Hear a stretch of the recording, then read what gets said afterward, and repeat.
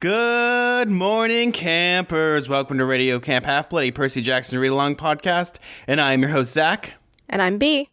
And this week, we're giving you guys our first extracurricular activity episode, which is basically a bonus episode. Woo! Very concise explanation. So this week, we're actually joined by one of the greatest things in the world that I wish I had known when I was 13. And it's really interesting because it's like for me as a kid, I always wanted to make things tangible and real, such as going to, like, for me, I used to go to, like, a lot of movie locations as a kid. So, like, going to, like, Doc Brown's house in Pasadena or going up to the Batcave in Griffith Park and just going to a bunch of places because I wanted to make the things that I wanted to see in the movie screen real. And who we have as guests right now are doing basically that in such a great and creative way. And I'm going to let them introduce yourselves. Who are you guys? My name is Timothy Ling. I am a program director for the real life Camp Half-Blood in Brooklyn, New York, in Prospect Park. And I am Alex Tashir, also a program director for Camp Half-Blood here in Brooklyn. And we've got a couple other locations now as well throughout New York and New Jersey. I suppose we should say our godparents too. Oh yeah, Alex. I'm Alex, son of Hephaestus. And I am son of Athena. I mean, I'm not sure if you heard that, guys, but we just had a bunch of people screaming all over the world now once they just heard that. And simultaneously. Like, yes. Yeah. I think I know a lot of people who were a little bit sad that they didn't know about this camp sooner, or maybe that it didn't exist when they were a child. Yeah, that's kind of why we both work here now, is that once we saw that it was something real, how do you not try to pursue that once you see it? Oh, yeah, no, most definitely. There's a lot of, besides you guys, I've seen the Harry Potter camp that people do a lot of, and like some of them we'll get into like real castles and stuff, and it's like a weird like travel vacation. You sent me a link to a was it a Hunger Games camp? One. Yeah, there's a Hunger Games one. Just seems so much more creepy than a Camp Half-Blood. I don't know if I want to emulate that exactly. Yeah. That's not exactly a fun getaway for children. No, it's a theme park attraction in Dubai. It's themed entertainment. So why don't you tell us a little bit about Camp Half-Blood? Is it New York or Brooklyn? What's the best way to? We're Camp Half-Blood, New York, and so our flagship location is in Brooklyn. We've been going strong in Prospect Park, Brooklyn for about 9 years now. So it'll be our 9th summer. And just last year, we found a crop of demigods looking for training in northern Manhattan, Inwood Hill Park up there.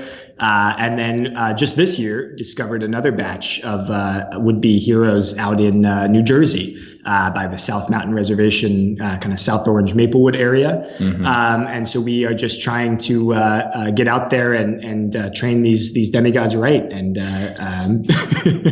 just help them become the heroes they were meant to be. And there's there's monsters everywhere, and it's really just about, where can we have a little outpost to defend ourselves against them is really the key. Yeah, no, that's always the hardest part. You go out for some milk, and all of a sudden you're being pursued by furies. And then you forget your milk, and it's just becomes this whole hoopla. Yeah, I guess the demigods on the West Coast are not faring as well. Oh, keep in mind, B, she has never read these books before. We're slowly reading them chapter by chapter. Yeah. So if you want to... Minor spoilers. Yeah, spoilers. Yeah. But, or we can totally speaking chapters. Code right now. Good old California, wink, wink, nudge, nudge. Yeah. Well, that's Hades, right? That's not a spoiler for me. I know that. Yeah. The monsters don't get beach time out here, so I think they're a little bit... they all have sunglasses there. Yeah, exactly. Yeah. Yes, and they all wear Amoeba record shirts. Here's a good question, because you guys you love Percy Jackson, obviously as much as we love Percy Jackson. What got you guys started with Percy Jackson? How did you discover the series? I remember I was at my grandparents' house, and I must have been 7 or 8 years old. And at first, my mother, I think I liked Hercules, the movie, a lot. Then she handed me... And everyone, I feel like growing up, had a copy of this in their house for whatever reason. The big yellow Delaire's Greek mythology book, which Like everyone had it for some reason. You ask anybody, they're like, "Yeah, I know what book you're talking about." So that book, For some reason. I don't know how. I remember I had That it. must have sold so well. Yeah, I think you're born with it. Yeah, it just comes. Yeah, it comes in It's a the standard the issue. human starter They just kit. hand it at the hospital after they're walking out. You know, when I was around, I think 11 or 12, the first book came out. And my mom is a huge reader, avid reader, and she's a librarian in her spare time. Her friend actually worked for Disney Hyperion on the editing team, and she got an advanced copy. And when she saw it, she was like, "This is so Tim. He needs to read this." And when I picked it up, I was like, "Lightning Thief, what's going on here?" And after like 2 chapters, once Percy finds his way to camp, I was like, "This is amazing. Like, this is everything that I, as like a middle school age boy, love." It's got monsters, adventure, a secret hideaway camp that, kids can do all these great things. And I just fell in love with the series from there on. Alex, what about you? I actually didn't read Percy Jackson until I got a counselor job at this camp, but I was obsessed with Greek mythology. I read Edith Hamilton's mythology, cover to cover multiple times, and hers was a little darker, and I was a dark, young wannabe, kind of emo punk, little teenager. And so I was weren't we all? And I related a lot to Nico once I found the books, but I very much found my way to Percy Jackson once I heard there was a camp that was bringing Greek mythology to life, and immediately picked up the books once I realized they were telling these stories and in a way that kids could relate to. I think I was a little too young to be reading Edith Hamilton anyway at the age that I was. So it was so great to see this new resource for kids to get hooked on these stories. And I immediately, I think I read all 5 of the, once I found out I had the job, I read all 5 of the books in probably like a month, I think. And then just kind of kept going from there. You can do that. They are, yeah. But they also, or in my case, you could read a chapter a week. Or don't read, read a chapter a week and just take it slow. That's fine. That's the California way, right? Yeah. Well, I call it the Route 66 way. You could, go a straight line, or you could like go on a vaguely curvy road and meet a lot of interesting folks. He's been trying to like protect me from spoilers because we get like fan mail from people who listen to the show, and they're always like, "Oh, are you looking forward to this part?" And it's like, don't tell me things. I don't know what's going on. So what's a normal day like in camp besides fighting monsters? Because that seems like a normal thing that happens. First, I guess we'll tell you about the normal days, and then the day that is probably the most exciting, which is when we do actually go out and fight the monsters. Quest day, yeah. Yes, which me and B were like looking at stuff, and we were just looking in awe on how like Lord of the Rings-esque battles you have, and it just makes me want to like hop on a plane right now and then just fly over there and be like, I'll wait. Yeah, they truly do feel like if it wasn't for the foam weapons that we use, it feels very much like warfare. For sure. I have never felt so much adrenaline in my life as 150 demigods charging towards 20 or so monsters in a giant field in a public park, and just especially when you're one of those monsters. Yeah. I can only just like imagine while you're doing this, just like looking off to the side and just seeing the bystanders in the back, wondering what the heck's going on, and it's just like many curious mortals get caught up in the middle of it. And we do the camp in one of Brooklyn's most prominent public parks, and you have everybody coming there in the summer just to recreationally hang out. And when they see these things going on, it's not always the gigantic battles. Sometimes we'll have a monster hiding in a tunnel that the kids will have to defeat, or maybe the monster will spring a trap. But there's sometimes where people are just trying to like ride their bikes through, and we have to freeze time a little bit and be like, make sure the mortals don't. Lots of time magic at camp. It's very important. But a general day very much looks like, we're a camp where we train heroes. We believe very much that it's not enough to just be a demigod. You have to, you're born with that, but you have to, it's what you do with it that counts. And so we believe very much that we're there to train them to become heroes. And so days will have different hero training activities that come into play. We definitely learn how to sword fight properly and all the technique that goes into that, battle strategy. We play a lot of games. You never know when you'll encounter some Lystrogonians. You need to know how to play dodgeball, work as a Absolutely. team. We play capture the flag definitely quite a lot. And then we also we have a lot of really specialized classes that kids get to dig into something that they're really passionate about, whether it be magic lessons or potion making, or maybe it is more advanced combat techniques. We have a lot of kids who are really into to nature. We've got a lot of nymphs and satyrs as demigod heroes who like to build nymph houses throughout the park. They really create these amazing kind of epic villages out of the natural materials we have for the nymphs at night. Almost underplaying it. Either last year or the year before, it wasn't a nymph village. It turned into a nymph metropolis. That's true.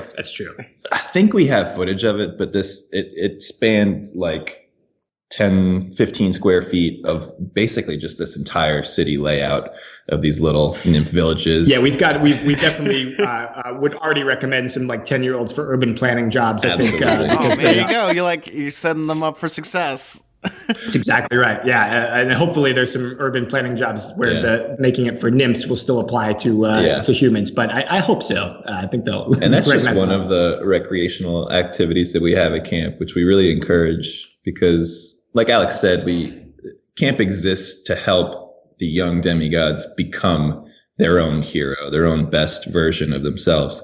And that doesn't always have to be the warrior hero. We really strive to help kids unlock whatever it is that makes them feel heroic and really nurture it so that they can grow into, the best version that they can be and be confident, even when they leave camp, After the summer of slaying monsters, you can definitely handle whatever happens in the school year. Oh, yeah. Because the most dangerous part is after leaving camp. Exactly. You put kids into actual cabins, so to speak. Like they're sort of sorted in a Hogwarts-esque kind of way into what their cabin would be. And that affects, I guess, the storyline that you guys are following. What are like the different ways, like the different qualities of the people in different cabins? That's a great question. Yeah, good question. We're very much a close-knit camp. So even though we are divided into, we act very much like one family, one unit. But within the cabins, you start to see these personalities come through. I think probably the most obvious ones would be something like Aries, which tends to be, I would say, the most competitive of our kids and the most battle-oriented, obviously. But at the same time, they also tend to be a really like disciplined unit. Which has a lot to do also with our Aries counselors who treat it very much like a military squadron as they deserve, and so there's lots of push-ups, some burpees, and they tend to march in unison, and they usually are probably the loudest, I would say. They're the only cabin that starts their day. They're doing laps around camp and then push-ups just to start their day. Yeah, that's definitely not the cabin I'd want to be in. No, that's not mine either. But for the kids who find their way there, they tend to fall very quickly into the military PT mindset and on the other strongest. End of the spectrum, you've got the Athena group, I was the counselor of Athena for the time that I was a counselor at Camp Half-Blood, and you get a really good mix of kids, but they're all very brainy. And they've read the books backwards and forwards, and they know more about mythology than I do. B, we found our home. Let's go. Hey, you guys aren't too far from me. I could just drive down there. It's very strange to type that into Google Maps. Just, this is where Camp Half-Blood is. Yeah. I think one of my first summers there, because they also love making plans, right? The Athena strategy. We also get more girls on average than a lot of the other cabins. And I remember one of my first summers there, they came up with this perfect airtight strategy to win tug of war against Ares, put it into play, and then we had less kids too, I think. Yeah. And when the Athena girls won that, and they just completely trounced these like hyped up, super competitive Ares boys, everybody lost their mind, and it was such a good day. What was the strategy that worked so well? Well, when people play tug of war, they just sort of go all out, but they figured out that if everybody pulls in unison on the exact same beat several times over, it'll start to like unhinge the other team. Oh, that's so smart. It's almost as if they know about Warcraft strategy. Exactly. Oh yeah. That's a good example of the type of Athena kid. But we have 8 cabins at camp. We have Poseidon, Hades, Hephaestus, Hermes, and then we have the 4 A's. Each year we kind of look at our cabin structure and think about ways to expand it, but we have a lot of loyalty to the cabins that kind of exist. And so when we introduce anything new, you get a lot of pushback from our dummy guides who are used to a certain way of things. And so we try to get their feedback as much as possible whenever we implement a change to camp, because they're really the boss of us at the end of the day when we get to camp. They're the ones with the superpowers. They're the ones with the powers, and they're the ones who ultimately have to succeed and survive. Yeah. So we listen to them much more than they listen to us. Demographically speaking, how many of the campers would you say go into the camp already knowing the Percy Jackson like lore and universe and have read the books, and then how many campers are just kind of there for the camp experience and they don't know anything going into it? Just an estimate. I'd say probably 75 to 80% have at least read the books or even seen the movie. It's very rare that you have a kid who enters camp and when you say Percy Jackson, they're like, "What's that?" Yeah.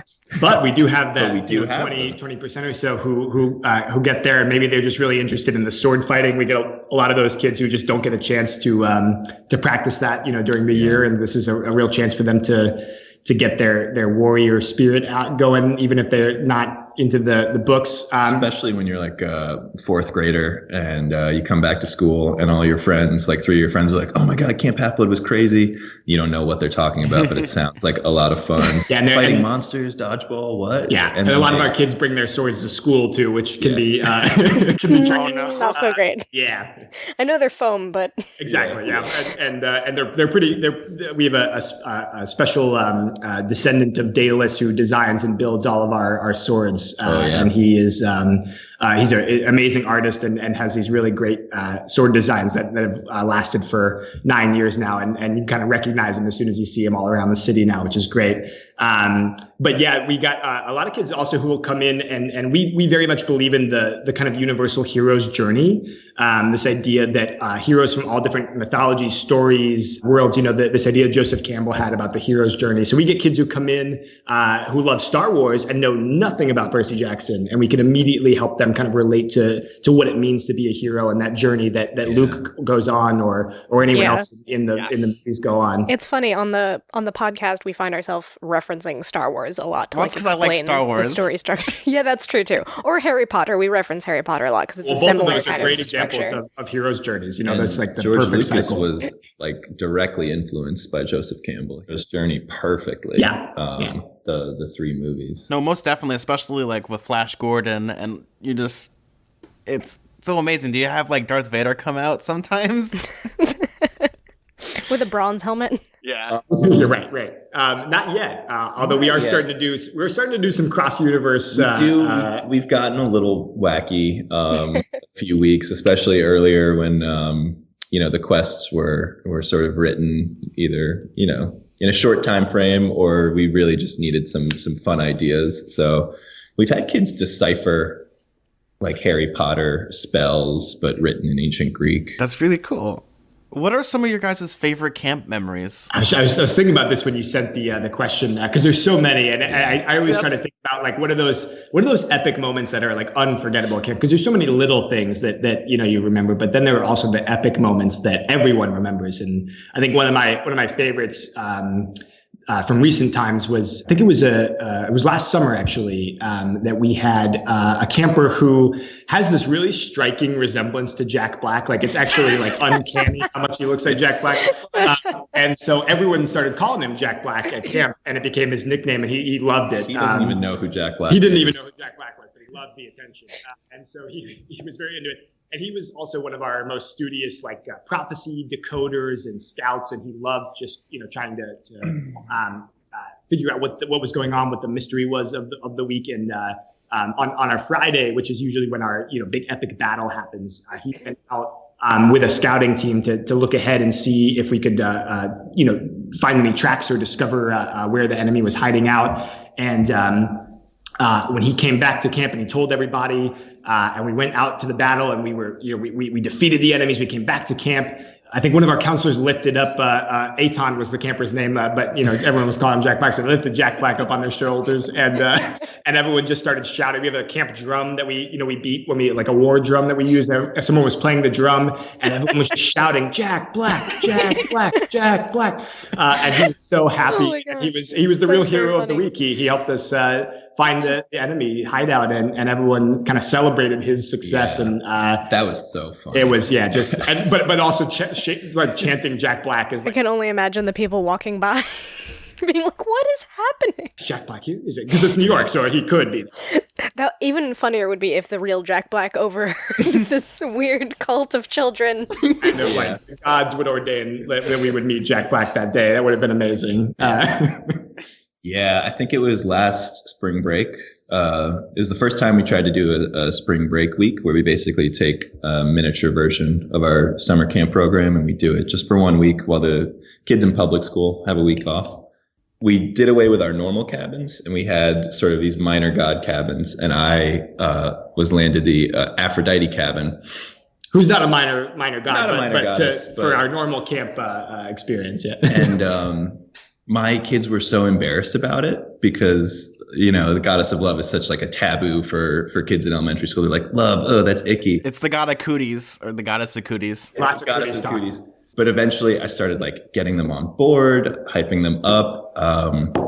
And then it came time for our sword championship.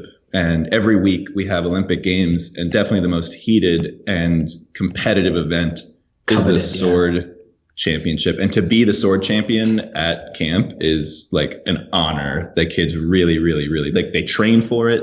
They get ready for it. They ask for like additional training from counselors. Yeah, we have kids train for it all year in the off season too. Yeah. And I, as a counselor, get really competitive about it because I really like coaching my kids and having my cabin win that event. And I had a girl named Lulu who is one of my favorite campers of all time. She's just this wild, wild kid. And when she would fight, sometimes she would let out this like crazy war scream. Oh my god! Me to my core. Primal. Yeah. And it was the final match, and I had gone over the strategy with her, and I would give her a signal on when to bring that out because she was saving it up just to get in the head of the boy that she was facing. Oh, just put like fear in their eyes. Oh yeah. I knew it would work, and then when I gave her the signal and she let out this roar, and the kid was stunned, like he almost dropped his sword. And Lulu just goes in for the kill, wins the match, and everybody just cheering Aphrodite. That was so much fun. That's such a great thing that you guys have at this camp, is you have so much, I guess the word I'm going to use is family. It's very family oriented. And how do you guys, implement themed entertainment in such a, like, it's almost like a very fluid and natural way, but it obviously takes a lot of work to make it so all the kids, it's very believable and getting all these interesting activities. What is kind of the challenges or the processes to go from basically taking a book like Percy Jackson and then putting it into this fully fledged out thing? Yeah, it's a great question. We Herculean effort. Yeah, we call it a Herculean effort because there's a lot of labor that goes into it. Yeah. But it is always rewarding. And I would say, one of the biggest challenges for me is, and actually our adults, our staff members are better at this sometimes than even our kids are, which is just never breaking, we're always in this world, and it is just constantly part of the fabric of our week and our lives during the summer. It's never like we step out and talk like mortals or, talk as we would any other time. We're in this world 100% every day, all day. And we never drop that feeling of being a demigod, that feeling of being in this magical other world. We leave all the mortal stuff behind. We tell our kids to check it at the door, and staff, check your mortal stuff at the door. We don't need it anymore. Mm-hmm. Disguises are off. Aliases are off. It is time to embrace, the real you. When we were able to show the kids how much we buy into it and how much we believe in it ourselves, you really get them to do the same, especially even our older kids, which Tim here also directs our older demigods program, Camp Jupiter, a little bit older, sometimes middle school age, even early high school. And the imagination starts to slip a little bit at that age. You start to care a lot more about those mortal problems, like what people think of me and, where am I going to go to school, and especially in New York where it's so competitive. And so we try to leave all that at the door and really just focus on our mission. And that mission, is really where we start. We start with what is the story, what's been happening to us so far, and where are we going from here. And once we have that, once we know what our mission is, we know what our objective is, we just really build it around that. How are we going to show ourselves, prove ourselves heroes this summer? And we really go from there. And it helps a lot to have an amazing staff who really just come up with the most elaborate and wonderful backstories, and weaving them into the camp narrative, and also getting their kids excited about them, and creating a real, culture and personality around their cabins. Sure. It's a magical thing when it all falls into place. But there's a lot of the biggest challenges, I think, are logistical. Being in a public park, trying to, especially in New York, a crowded one like Brooklyn, and it can be challenging to let all that other stuff go when you're surrounded by it. So that's probably the biggest one for me. Yeah, I think speaking to what Alex just said about staying in the world, the challenge really gets easier when you find those people who can live in the world and convince the kids. Because when you have those people, you don't need like the razzle dazzle of like a high production costumes or like set pieces to get kids in the world. If you are able to tell a story in a way that engages them and they can relate to, and is even lighthearted enough for them to be silly and then carry it on and morph it into whatever they want, that's really what makes camp magical, And like we have these quest operations and these, like, there's a little bit of spectacle to them for sure. We definitely don't want the kids to just obviously be like, that's just a guy in a mask. But when you find those people who can really embody these characters and these personas, that's what makes it magical for them. And that's why they come back. Figuring out how to let that flow through you and figuring out the people who are going to be really good at that. That's what makes it work. Yeah, no, one of the greatest powers is, especially when it comes to a kid and also adults, is being able to suspend your disbelief. And that's like one of the greatest things that your camp has achieved is we see these, because we've watched all your videos, we've looked at your website. It's a really good website.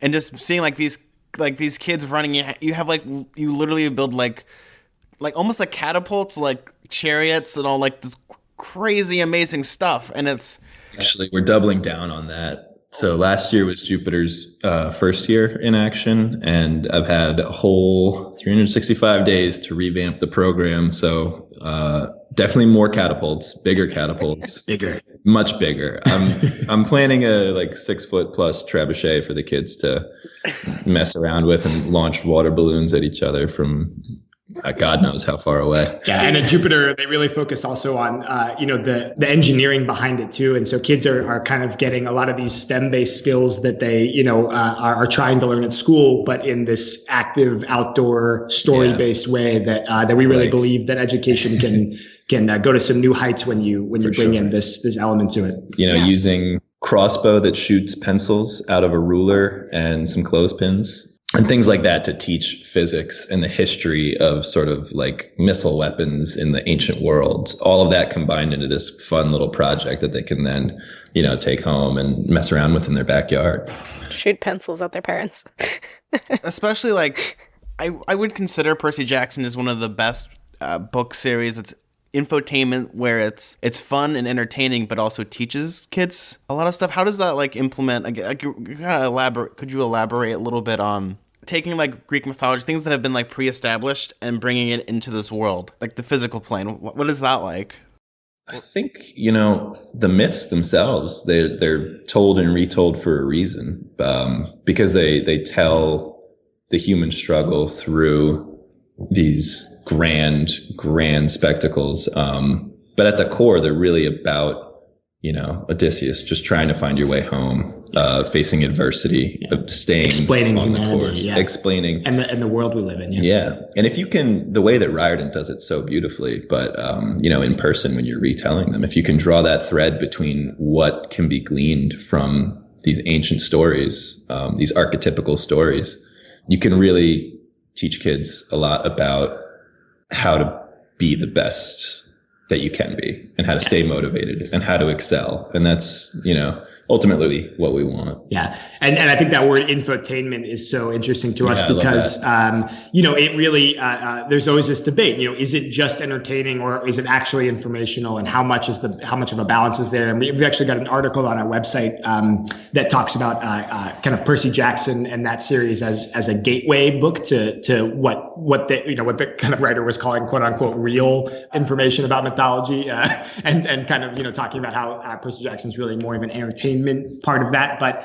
for us, it's like if we can get kids reading, and we're, part of an organization called Plato Learning. And as a company, we really believe in this idea that we can get kids excited about reading and excited about stories by bringing them to life. And so we really see a lot of kids who start with Percy Jackson, but now are reading Edith Hamilton. They're now reading Bullfinch's mythology, and they go from there and they just keep finding their way to new and even more academic sources and new, ways of taking in information that they might not have gotten to if they hadn't started with Riordan or started with Harry Potter or started with any of those, more kind of entertaining, magical, fantastical stories. And so for us, we don't have to be the people in the classroom teaching the mythology, because we can get them to find it on their own if we can bring the stories to life, have them live out those stories, and also create that kind of empathetic connection to some of these ancient characters who it's hard to relate to until you've lived through it yourself.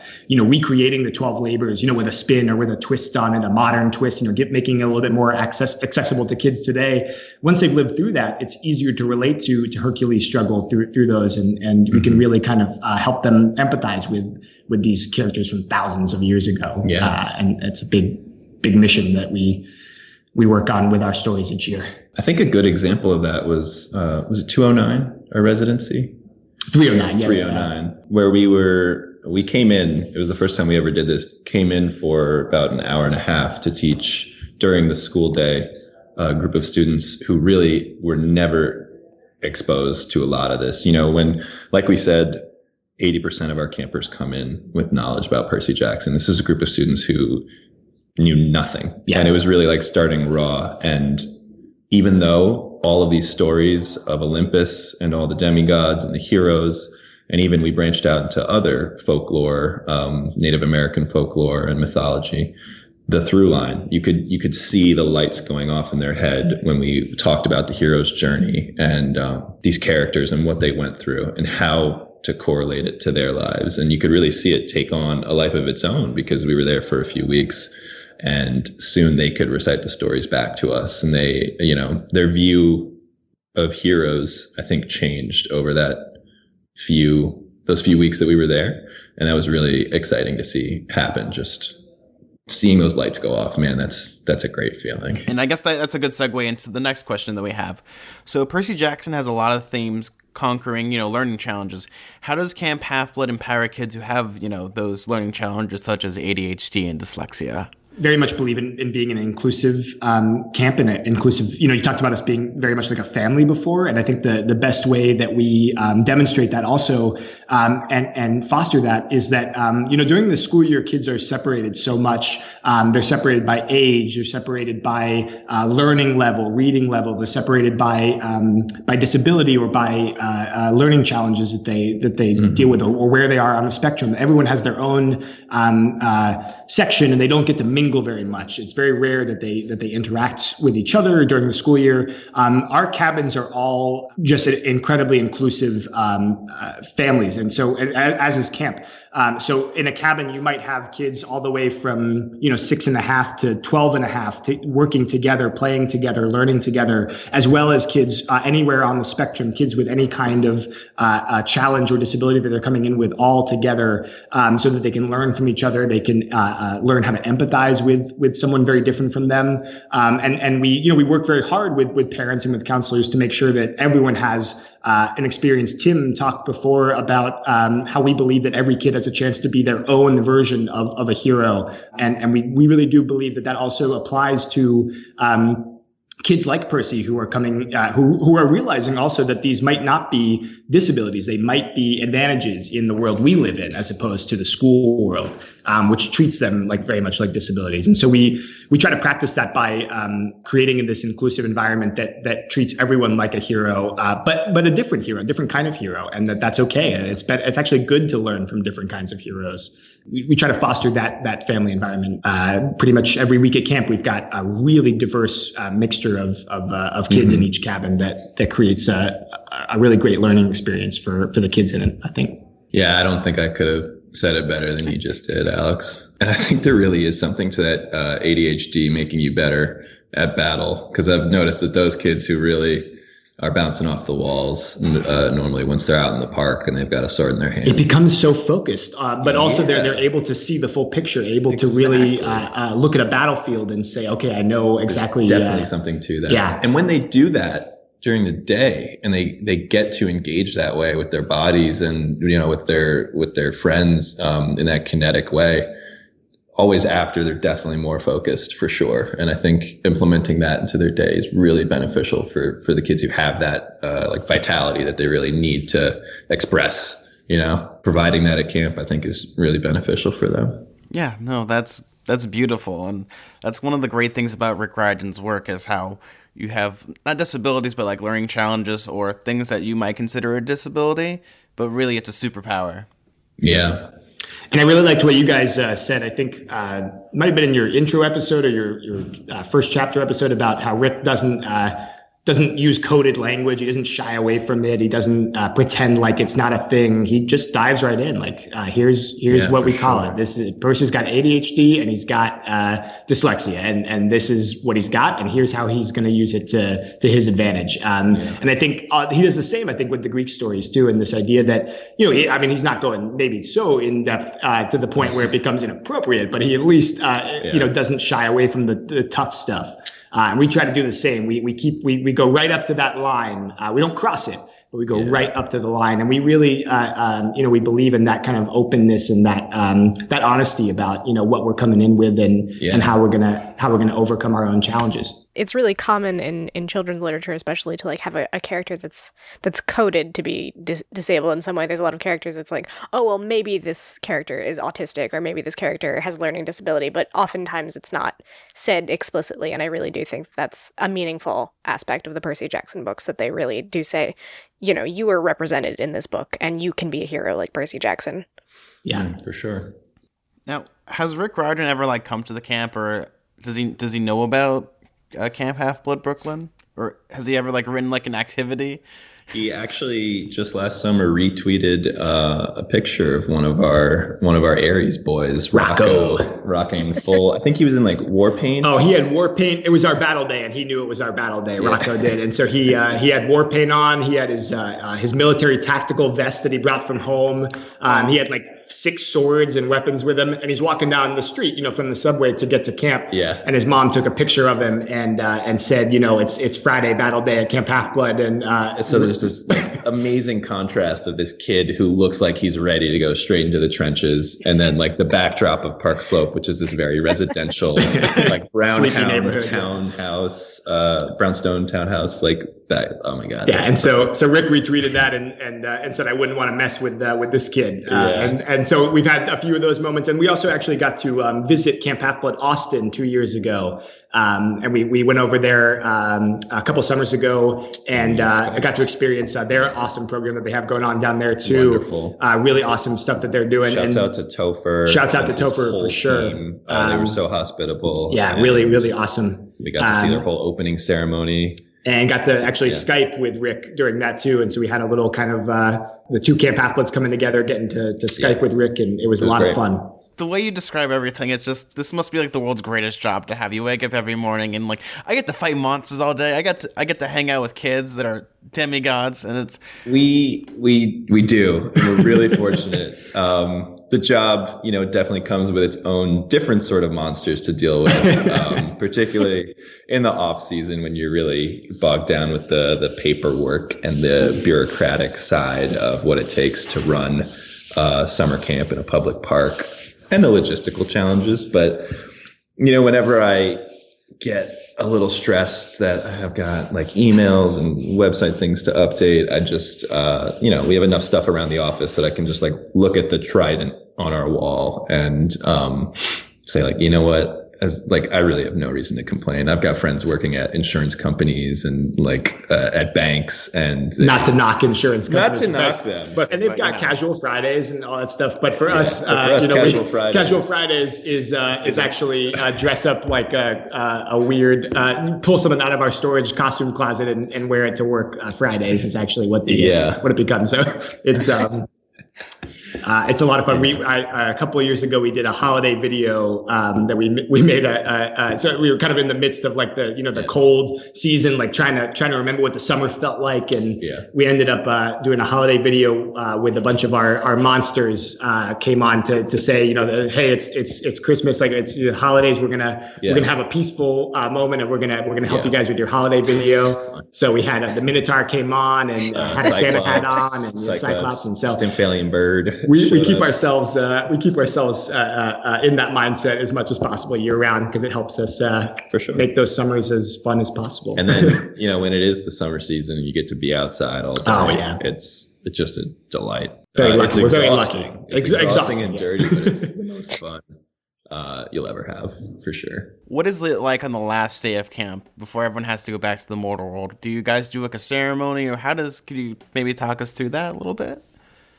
Well, usually the morning begins with us facing the most enemies that we've ever seen. Friday, for whatever reason, it's so strange. Every Friday, it's like the monsters that we faced on the quest come back for just some gigantic final battle in the morning. Always seems to happen. To happen. It's crazy. You're very punctual monsters. Very punctual. So the day starts with this amazing frenetic energy of this battle, and then when you're in it, it's like a tornado of fun and foam. And then we have like that conclusion with our story, and at the very end of the summer, we're at the end of this very long journey that started on day one. And you can sort of think of each week and each quest that comes with each week as a chapter. That Friday is really the end of and wraps up everything. So there is this like very, really, really nice tone that we end camp on. That's almost a little like bittersweet for sure. And we have every week we have a bead ceremony that celebrates any kid who won't be coming back to camp, for the rest of the summer, because you only get your bead once you've survived your whole summer at Camp Half-Blood. Mm-hmm. And so we actually get a lot of kids on the last Friday who have been with us for 5, 6, sometimes more, weeks out of the summer. Every week they see some of their friends who had their last week at their bead, and they still don't get those because you have to survive your whole summer. You don't get your bead. And so that last day, there's a lot of kids, the longtime veterans, kids who have been there for a long summer of battles and quests and competitions and Olympics, losing and winning. And they finally get this bead around their neck, and they know it's the last one that anyone will get that summer. And it's a relief, but it's also we also always usually have some kind of I won't call it like a major cliffhanger, but like our stories are cumulative, like the monsters don't rest in the off season. So every summer it has a finality to it, but very much like the Riordan series, there's something else to come. There's something down the road that you can't quite see yet, but it's lurking there. Mm-hmm. So what does the Oracle predict for the future in terms of things to come for Camp Half-Blood, or Camp Jupiter for that matter? It's so funny that you ask. We actually received a raven. Very punctual raven. Yeah. The Oracle, I think, left us a little clue about what we might face. So, your training ground harbors new beasts unknown. Your story is woven, your destiny sown. To make a new ally, new dangers you'll face. The quest you've been called on will leave you displaced. So we're still trying to decode it a little bit, but this is just the first piece we've gotten. We always get some kind of hint at what our summer could look like. We've got a section on our site called Letter to Demigods.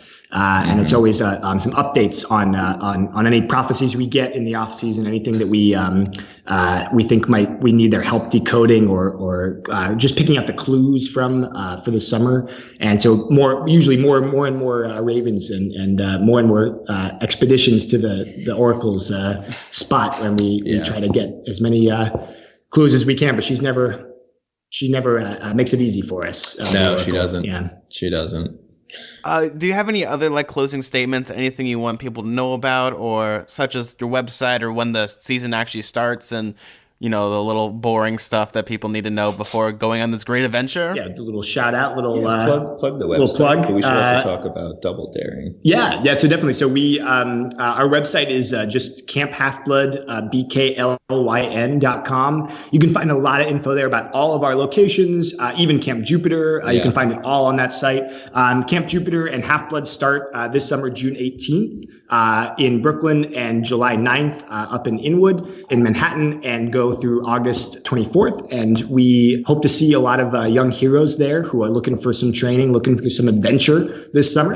We also are part of an organization called Plato Learning. It's Plato, like the philosopher. And we also have another amazing program this summer called the Double Daring Camp for Girls, which is a girl empowerment and adventure camp that happens in Brooklyn as well. Yeah, and they get to do all the stuff that I wish we could do. They're out there skateboarding and doing archery and rock climbing and it's so much fun. And learning about a lot of really powerful women and figures from both modern day and the past who inspire them every day and inspire us every day. And it's a really amazing program as well. But we hope to see some heroes of all kinds out this summer in New York. And we're looking forward to the warmer weather finally. I think out in California, you guys... they always have warm weather. Here we are in the snow and the cold.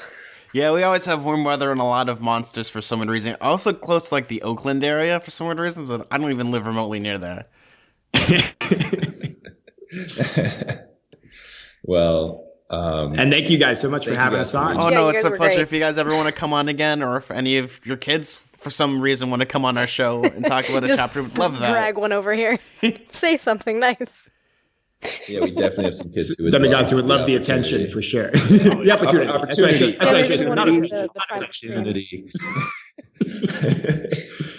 But yeah, thank you again. Thanks so much for being on. I think that wraps up the show. Well, I'm Zach. I'm B. I'm Tim. And I'm Alex. And keep staying mortal. Bye. Bye.